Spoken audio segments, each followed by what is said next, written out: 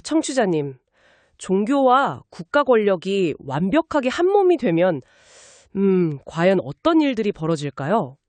글쎄요, 상상만 해도 아주 복잡하고 혼란스러운 상황들이 머릿속을 스쳐가네요. 그렇죠. 그리고 그 권력을 쥐기 위한 일종의 생존 본능이 한 종교의 신념을 도대체 어떻게 뒤틀어 놓을 수 있을까? 오늘 우리가 깊이 파헤쳐 볼 주제가 바로 이 도발적인 질문들과 맞닿아 있습니다. 네, 오늘 우리가 함께 살펴볼 자료는 2016년 2월 22일 오후 mp3라는 제목이 붙은 한 역사 강연의 녹음본이잖아요. 맞습니다. 이 파일 안에는 대한민국 해방 이후부터 오늘날까지 정치와 종교, 그중에서도 특히 개신교가 어떻게 얽히고 설키며 발전해 왔는지에 대한 아주 묵직하고 거침없는 분석이 담겨 있어요. 오늘의 미션은 바로 이 복잡한 실타래를 풀어보는 겁니다. 여기서 정말 흥미로운 점은요, 종교와 국가의 분리, 즉 정교 분리라는 원칙이 단순히 헌법 교과서에나 나오는 박제된 이론이 아니라는 사실입니다. 아, 이론이 아니라 실제 우리의 삶에 영향을 미쳤다는 거군요. 네, 맞아요. 제공된 강연 자료의 흐름을 따라가다 보면 이 원칙이 무너지고 왜곡되는 과정이 우리의 일상과 대한민국의 뼈아픈 현대사에 얼마나 깊고 치명적인 상흔을 남겼는지 아주 생생하게 드러납니다. 청취자님께서도 오늘 이 탐구를 통해서 우리가 매일 뉴스로 접하는 현대 한국 사회의 여러 현상들을 전혀 새로운 시각으로 해독할 수 있는 렌즈를 얻게 되실 겁니다. 기대가 되네요. 자, 그럼 이 부분을 하나씩 차근차근 풀어보죠. 그 전에 청취자님께 아주 명확히 짚고 넘어가야 할 중요한 전제가 하나 있습니다. 네, 아주 중요한 부분이죠. 오늘 다루게 될 이 강연 녹음본에는 대한민국의 특정 정치 지도자들이나 보수 및 진보 기독교 진영, 그리고 동성애나 차별금지법 같은 대단히 민감한 정치적, 종교적 이슈들에 대해 강연자의 매우 주관적이고 강도 높은 비판이 쏟아집니다. 네, 텍스트가 꽤 직설적이에요. 그래서 여기서 저희 두 사람의 역할은 절대 어느 한쪽의 편을 들거나 강연자의 개인적 의견에 동조 또는 반대하는 것이 아니라는 점을 분명히 말씀드립니다. 정확합니다. 저희는 오직 제공된 자료에서 강연자는 이렇게 분석하고 있습니다. 혹은 자료에 따르면 이러한 관점이 존재합니다. 라는 방식으로 텍스트 내에 주장만을 아주 객관적으로 전달해 드릴 겁니다. 네, 이 점을 꼭 기억해 주시고요. 그럼 강연의 첫 번째 화두인 정교 분리의 진짜 의미부터 바로 들어가 볼까요? 이 녹음본은 정교 분리의 반대 개념인 정교 일치를 설명하기 위해서 오늘날의 몇몇 국가들을 아주 직관적인 예시로 끌어옵니다. 강연자는 현대사회에서 찾아보기 힘든 정교일치 국가의 대표적인 예로 이란, 바티칸, 그리고 사우디아라비아를 꼽습니다. 바티칸은 교황이 곧 국가 원수니까 딱 이해가 가네요. 이란은 어떤가요? 이란 같은 경우를 보면 국가의 행정수반인 대통령이 엄연히 존재함에도 불구하고 이슬람 법학자인 최고 지도자가 그 위에 군림하면서 국가의 최종 방향을 결정하죠. 종교가 정치를 압도하는 겁니다. 사우디아라비아 사례도 자료에 흥미롭게 묘사되어 있던데요? 네, 특히 이 텍스트에서 강연자는 이슬람 경전인 쿠란의 특정 내용을 언급해요. 예컨대 현세에서 선행을 하면 천국에 가서 푸른 눈을 가진 7명의 아름다운 여자를 거느리며 살 수 있다는 식의 교리들을 지적합니다. 그게 국가 통치랑 어떻게 연결이 되는 거죠? 이 자료의 시각은 명확합니다. 특정한 종교적 교리나 사후세계에 대한 믿음이 한 국가의 실정법과 통치 철학을 완전히 지배해버리는 사회는 결과적으로 현대사회가 합의한 보편적 인권이나 상식의 기준과는 큰 괴리가 생길 수밖에 없다는 걸 보여주는 거예요. 이슬람 국가들의 예시를 듣고 나니 확 와닿네요. 그런데 청취자님, 이 자료의 진짜 날카로운 지점은 남의 나라 이야기를 막 하다가 갑자기 우리의 공교육 현정으로 시선을 확 돌려버린다는 겁니다. 맞아요. 과학시간 논쟁 말이죠. 네, 기독교인들 중에는 종종 이런 불만을 제기하는 분들이 있잖아요. 왜 학교 과학 시간에는 진화론만 가르치고 창조론은 가르쳐주지 않느냐, 이건 편파적이다, 이렇게요? 강연자는 이 논란에 대해서 아주 단호한 분석을 내놓습니다. 공교육에서 진화론만 가르치는 건 진화론이 한치의 오류도 없는 절대적 진리여서가 아니라는 거예요. 그럼 뭐 때문이죠? 바로 앞서 말한 정교분리 원칙에 입각해서 국가의 공교육 시스템 내에 특정 종교의 교리를 철저히 배제해야 하는 국가로서의 어쩔 수 없는 당연한 선택이라는 분석입니다. 정교분리 때문이었군요. 네, 그리고 바로 그 지점에서 이 강연에 아주 흥미로운 통찰이 등장하는데요. 텍스트에 따르면 강연자는 과학과 종교의 프레임 자체를 아예 다르게 짜야 한다고 주장합니다. 프레임을 다르게 짠다는 게 구체적으로 어떤 의미인가요? 흔히들 창조의 반대말이 진화라고 생각하잖아요.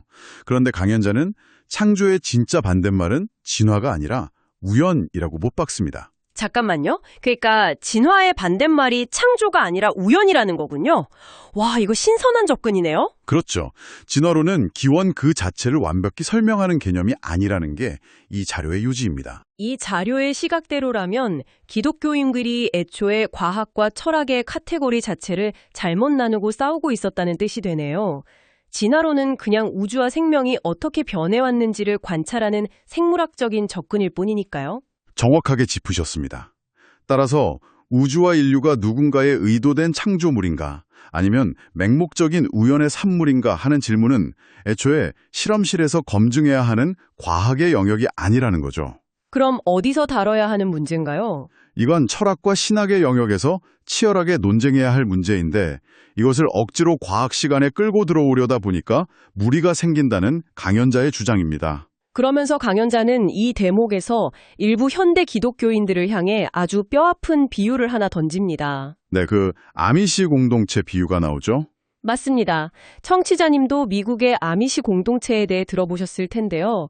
현대 문명을 거부하고 전기나 자동차 대신 마차를 타고 다니며 자신들만의 고립된 촌락을 이루고 사는 분들이잖아요. 그런데 강연자는 오늘날 기독교인들이 세상을 이해하려는 노력은 멈춘 채 자기들끼리만 통하는 언어와 논리 속에 갇혀서 사상적인 아미시 공동체가 되어버린 것은 아닌지 강하게 우려하고 있습니다. 과학적 합의와 종교적 믿음의 영역조차 제대로 구분하지 못하고 아예 사회와 단절된 채 고인물이 되어버렸다는 매서운 질타네요. 이처럼 종교가 사회적 상식과 유리되는 현상을 근본적으로 이해하기 위해서 제공된 녹음본의 강연자는 시계를 훌쩍 돌려 해방 직후 한반도의 역사적 소용돌이 속으로 우리를 데려갑니다. 1945년 그 혼란했던 시기 말씀이시죠? 네, 30년이 넘는 일제 치하에서 마침내 벗어났다는 기쁨도 잠시였죠. 한반도는 이내 모스크바 3상회의의 결정이라는 거대한 충격파에 휩싸입니다. 그 신탁통치 찬반 논란이요. 청취자님을 위해 아주 짧게 배경을 덧붙이자면요. 해방이 되자마자 우리 스스로 나라를 다스리는 게 아니라 미국, 영국, 중국, 소련 같은 강대국들이 최대 5년 동안 한반도를 대신 통치하겠다는 결정이 내려진 거잖아요. 맞습니다. 그걸 찬성하느냐 반대하느냐를 두고 좌익과 우익으로 나라가 그야말로 두 동강이 나버렸죠. 강연자는 이걸 어떻게 바라보고 있나요? 이 자료에서 강연자는 이 신탁통치 사건을 단순히 열강들의 정치적 결정으로만 보지 않고 한민족 전체의 민족적 자존심이 처참하게 짓밟힌 심리적 트라우마의 관점으로 접근합니다. 내 손으로 나라를 되찾았다고 생각했는데 다시 외세의 지배를 받아야 한다는 사실에 남한 내부는 극심한 이념적 내전에 돌입하게 되죠. 그런데 이 혼란의 시기에 강연자가 주목하는 아주 기막힌 역사적 아이러니가 발생한다고 들었습니다. 네, 남한의 단독 정부가 수립되고 이승만 초대 정부가 들어섰을 때 당시 정부와 사회의 핵심 요직에 기독교인들이 대거 진출하게 됩니다. 기독교인들이 권력의 중심에 서게 된 거군요. 그런데 이 녹음본이 짚어내는 진짜 비극의 씨앗은 바로 그 다음 아닙니까? 맞습니다. 새롭게 출범한 국가라면 당연히 일제강점기 동안 부역했던 친일파들을 철저히 처벌하고 청산했어야 하잖아요. 하지만 새 정부는 그 작업을 제대로 완수하지 못합니다. 오히려 코너에 몰려있던 친일파들이 자신들의 신분을 세탁하고 새 권력의 핵심으로 살아남기 위해서 기가 막힌 방패 하나를 만들어내죠. 자료에 따르면 그게 바로 용공척결, 즉 공산주의를 배척한다는 프레임이었습니다. 제공된 텍스트에 따르면 과거 제대로 청산되지 못한 친일파들에게 용공척결이라는 구호는 완벽한 면죄부이자 권력을 유지하는 가장 강력한 무기였습니다. 반대파를 억누르는 수단이 된 거군요. 네. 자신들의 과거 행적을 묻는 정적들이나 반대파들을 향해서 논리적인 대화나 토론을 하는 대신 무조건 너 빨갱이지? 라는 딱지를 붙여 숙청해버린 겁니다. 강연자는 이 시대적 폭력성을 설명하기 위해 아주 시각적인 비유를 하나 가져오잖아요.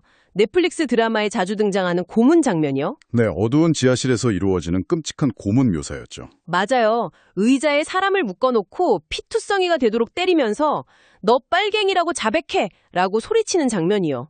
원하는 대답이 나올 때까지 잔혹한 폭력을 가하던 그 야만적인 시대를 묘사한 겁니다. 대화와 타협이 사라지고 오직 빨갱이 사냥이라는 폭력만이 지배했던 이 시대의 단절이 결국 우리 후세대에까지 치유하기 힘든 깊은 상처를 남겼다고 강연자는 강조합니다. 아, 청취자님, 이 부분부터 진짜 기가 막히게 흥미로워지는데요? 사서우입 개헌 사건 말씀이시죠? 네, 1954년에 일어난 일이죠. 청취자님도 사사오입이라는 단어 수학 시간에 배우셨잖아요. 4 이하는 버리고 5 이상은 올린다는 반올림의 원칙이요. 도대체 수학 시간에나 쓸 법한 논리가 한 나라의 헌법을 바꾸는 데 쓰였다는 게 참 황당한 역사적 사실입니다. 당시 이승만 대통령이 3선 출마 제한 규정을 없애려고 헌법을 고치려 했습니다.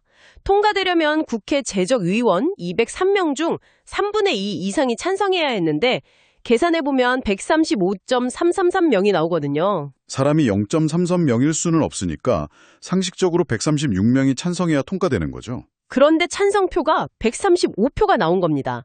당연히 부결이 선언됐는데 다음날 여당이 기적의 논리를 들고 와요. 0.33명은 사람의 절반도 안 되니까 버려야 맞다. 고로 135명이면 통과된 거다. 라며 개헌안을 통과시켜버립니다. 이 말도 안 되는 비극 앞에서 강연자가 꼬집는 가장 뼈아픈 지점은 바로 종교계의 반응입니다. 기독교계가 정교 분리의 선을 넘었다는 그 부분이군요. 네, 국가의 시스템이 이렇게 억지와 폭력으로 무너져 내리고 있을 때 당시 권력과 밀착해 있던 개신교 지도자들이 정부를 비판하기는커녕 도리어 그들을 적극적으로 지지했다는 사실을 텍스트는 신랄하게 파헤칩니다. 맹목적인 지지의 대가는 혹독했죠. 자료는 1960년 3.15 부정선거의 참상을 생생하게 전합니다. 이기붕을 당선시키려고 투표함을 바꿔치기 하거나 3인조, 5인조 공개 투표를 하게 만들었잖아요. 그리고 이 부정선거에 항의하던 고등학생 김주열 열사가 참혹한 죽음을 맞이하게 되죠. 최루탄이 눈에 박힌 채 바다에 버려진 그 끔찍한 사건 말입니다. 여기서 강연자가 던진 아주 충격적인 디테일이 하나 있었어요. 네, 가해경찰의 정체가 과거 일제강점기 시절 악랄하게 고문했던 헌병 출신이었다는 사실입니다. 친일 청산이 안 된 자들이 결국 자국민을 학살하는 괴물로 돌아왔다는 인과관계를 소름 끼치게 보여주죠. 이 분노가 결국 4.19 혁명으로 이어졌고 이승만 대통령은 하와이로 망명하게 되고요. 이 텍스트가 제시하는 시각에서 이 사건은 단순한 정치 권력의 몰락이 아닙니다. 정권의 불의에 밀착한 개신교의 패배이자 세상 사람들이 복음 자체를 외면하게 만든 회방행위라고 매섭게 질타합니다. 그렇다면 이게 다 무슨 의미일까요?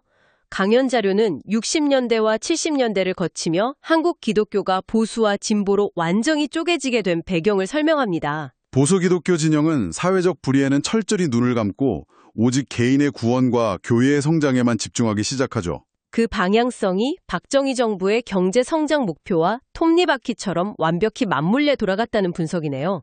맞습니다. 이 대목에서 강연자가 아주 날카로운 영화 비유를 하나 듭니다. 아, 안성기 배우가 나왔던 90년대 영화 투캅스 말이죠? 네, 그 비리 경찰 캐릭터를 상징으로 가져옵니다. 뒤에서는 뇌물받고 약자에게 폭력을 휘두르면서 주일이 되면 교회에서 눈물을 펑펑 쏟으며 영혼을 구원해달라고 기도하잖아요. 강연자는 그 모습이 사회적 문제에는 무관심하면서 자신의 구원만 챙기는 당시 보수 기독교의 모습을 정확히 묘사하고 있다고 직격탄을 날립니다. 반대로 진보 기독교는 험난한 길을 선택했습니다. 민중신학이라는 이름표를 달고 노동력 착취, 빈민 문제, 인권 문제에 깊숙이 뛰어들었죠. 10월 유신에 강하게 반발하며 민주화 운동에 투신했다는 사실도 대조적으로 전달하고 있습니다. 이 현상을 더 큰 그림과 연결해 보면요. 90년대 문민정부 시대가 도래하면서 아주 기막힌 역설이 발생합니다. 김영삼, 김대중, 노무현 정부로 이어지는 시기죠. 어떤 역설인가요? 정부가 스스로 민주화와 인권 문제를 챙기기 시작하자 진보 기독교는 오히려 투쟁의 동력을 서서히 잃어버리게 됩니다. 국가가 아젠다를 흡수해버린 거죠. 아, 반면에 보수 기독교는 전혀 다른 감정을 느꼈겠네요. 네, 엄청난 위기감이죠. 문민정부 출범으로 자신들이 수호해온 반공이나 경제개발 가치가 위협받는다고 느낀 겁니다. 그래서 이때부터 친정부 성향이었던 보수 기독교가 거리로 나와 반정부 정치활동을 시작했다는 거군요. 지금의 광화문 집회의 원조격이네요. 여기서 강연자는 청취자들의 호기심을 자극할 흥미로운 디테일을 해독해줍니다. 한국 보수 집회에 왜 성조기가 그렇게 많이 등장할까요? 저도 그게 참 궁금했거든요. 그냥 한미동맹을 강조하는 건가요? 자료의 해석은 더 깊습니다. 성조기는 미국 보수 기독교 진영의 파워를 상징하는 깃발이자 북한 인공기나 구소련의 붉은 깃발에 대비되는 상징으로서 채택되었다는 비화를 전달합니다. 아주 신선한 시각이네요. 자, 이렇게 장대한 역사를 훑어내린 강연야는 이제 현재의 기독교인들을 향해 묵직한 일침을 가합니다. 전라도 출신이라는 이유만으로 특정 지역 목회를 거부한 목사님의 일화가 소개되죠. 네, 강연자는 이런 편향된 지역 감정조차 깨지 못하는 모습을 보며 총체적 신앙의 결핍이라고 강하게 질타합니다. 게다가 이익 집단화에 대한 경고도 덧붙입니다. 맞아요. 가족 해체, 고아와 과부, 외국인 노동자 문제에는 침묵하면서 동성애나 차별금지법 반대 같은 특정 이슈에만 목숨 걸고 반대하는 것은 협소하고 빈약한 이익단체의 모습일 뿐이라고 꼬집습니다. 여기서 강연자가 인용한 4세기 신학자 아우구스티누스의 창세기의 문자적 의미라는 책 구절이 참 인상적이었어요. 그리스도인이 명백한 사실에 대해 황당한 소리를 하면 세상 사람들은 복음마저 거짓말로 치부해버린다라는 구절이죠. 강연자는 이를 통해 과거 1992년 다미성교회 휴거설 사건처럼 말이 안 통하는 광신도가 되지 않으려면 종교인들에게 메타인지가 필요하다고 역설합니다. 자기 객관화 능력 말이죠. 내 주장이 상식선에 부합하는지 한 발짝 떨어져서 스스로 모니터링해야 한다는 강력한 경고입니다. 오늘 내용을 종합해보면 종교 분리의 진짜 의미가 새롭게 다가옵니다. 종교 감체가 국가와 결탁해선 안 되지만 개인이 세상의 부조리에 침묵하라는 뜻은 아니라는 거네요. 이쯤에서 아주 중요한 질문이 하나 떠오르는데요. 텍스트의 강연자는 개인이 성경적인 렌즈를 가지고 적극적으로 사회 구조 변화에 참여해야 한다고 촉구하고 있습니다. 맞습니다. 청취자님, 오늘 우리는 역사적 트라우마와 생존 본능이 어떻게 한 종교의 정치적 신념으로 굳어질 수 있는지 목격했습니다. 씁쓸하지만 꼭 마주해야 할 분석이었죠. 그렇다면 질문을 던져봅니다. 만약 오늘날 우리가 굳게 믿고 있는 어떤 확고한 신념이나 정치적 입장이 사실은 본질적인 가치에서 비롯된 것이 아니라 그저 과거 특정 시대의 생존 전략이 화석처럼 굳어버린 결과물에 불과하다면 어떨까요? 정말 깊이 고민해볼 만한 도발적인 화두네요. 우리는 우리 안에 낡은 사상적 껍질을 어떻게 깨고 나와야 할까요? 당신의 일상에 이 질문이 작은 파장을 일으키기를 바랍니다. 오늘의 깊이 있는 탐구는 여기서 마칩니다. 끝까지 함께해 주셔서 감사합니다.